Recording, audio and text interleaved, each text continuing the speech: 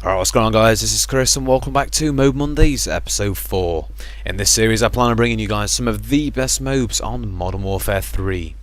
Now this week I have a 34-1 regular team deathmatch M.O.A.B on the map Dome. Now I'm rocking out with the MP7 using the sleight of hand, quick draw and stalker perk loadout, while once again running the attachments proficiency and running rapid fire and silencer, I do believe.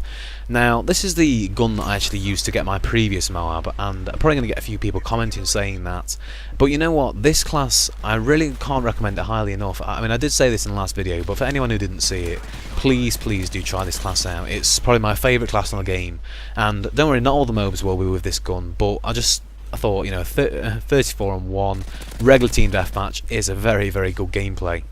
Now, in this commentary I don't really want to be talking about the gameplay too much, as I don't really find it that interesting when people talk about the gameplay that, you know, heavily.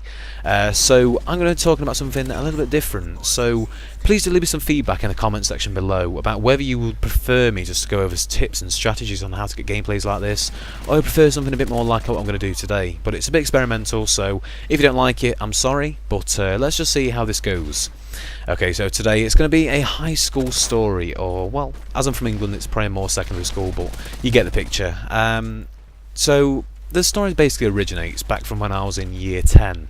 Now this was quite a while ago, as I'm in year 13 now. I'm currently 18, so must have been around about 15, 14, around that area. So what we did is we went to a camp. Now this was called PGL.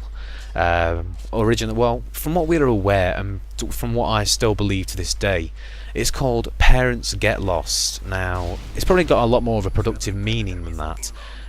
If you can think what PGL stands for, maybe come up with your own suggestions what PGL could possibly stand for, because I honestly do not have a clue. It's just, let's go with Parents Get Lost, because that's what we're going to be calling it.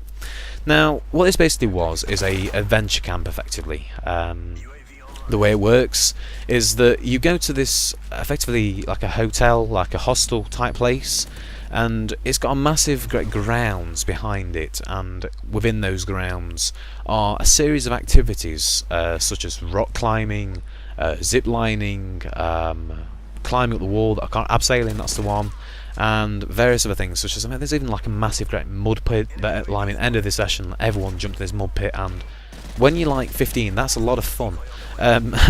So this story sort of starts out as just like any other day at that camp. I mean, I think by this point I'd already done the abseiling, the zip lining, and the archery and stuff like that. I think I'd already done all that in the previous days, and everything was going pretty well, you know, just like a normal time away from the parents. You know, it's quite a big deal going away from parents, etc. But to be honest with you, that's the first time I've been away, and I never found it really that hard. Some people seem to find it really hard going away from parents for that amount of time, but no, not at all really. I don't know why, but I don't know. Okay, so like I said, this started out just as any really normal day, in a sense that we got up, obviously got something to eat, and then we went over to the activities board. And in this activities board, it basically contains what you're going to be doing for the day. And I believe our day consisted of archery, and then I think it was abseiling again, and then followed by canoeing. So obviously we finished the abseiling and the abseiling and the archery with no problems whatsoever. But then we get to the canoeing, and this is where it sort of goes a little bit wrong. Now this was my first time ever going canoeing, so you know I was a bit nervous, but I'd actually, my sort of background is that I've been a competitive swimmer for maybe the past 10 or 11 years now, and I swam 9 times a week, yes, 7 times at night and then twice in the morning, so I was quite a strong guy at the time. So I thought, you know what, let's give this canoeing a go, and just like any competitive person, I wanted to be the best, and I was just putting all the effort in I could. So I decided to separate myself from the group, and there's the Moab. I decided to separate myself from the group a little bit, and the instructors were like at one side of the pond and I was at the other side of this pond.